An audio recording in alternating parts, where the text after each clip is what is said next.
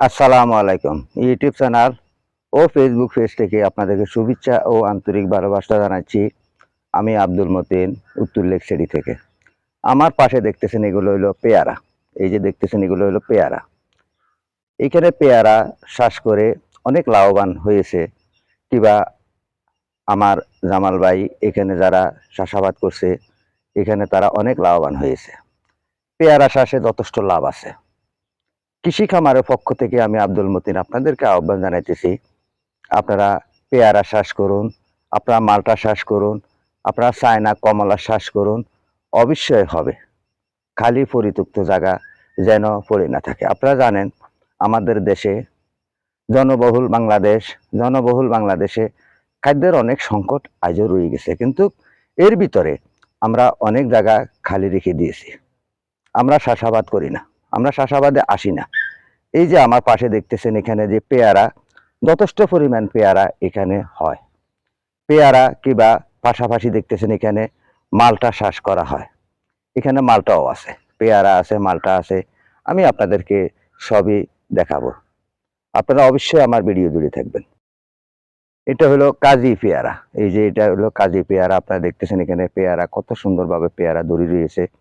এই যে পেয়ারা, এগুলা পেয়ারা, এখানে পেয়ারা, এখানে পেয়ারা, যথেষ্ট পরিমাণ পেয়ারা এখানে আছে।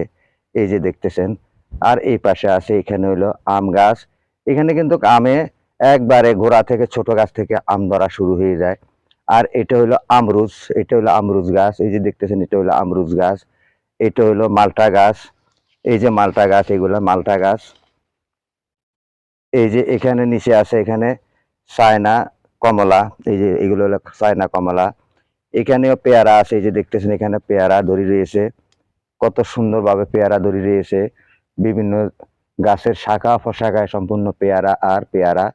এই যে দেখতেছেন এখানে পেয়ারা। আর এখানে যে নারকেল গাছ দেখতেছেন, এই নারকেল গাছ হইলো আপনার, এগুলো হইলো কলম্বন নারকেল। এগুলো 3 বছর বয়স হলে এখান থেকে কিন্তু নারকেল ধরা শুরু হয়ে যাবে। এই যে দেখতেছেন কি সুন্দর। এখানে কিন্তু এগুলা আর অল্প কয়েকদিন পরে এখানে নারকেল ধরা শুরু হয়ে যাবে।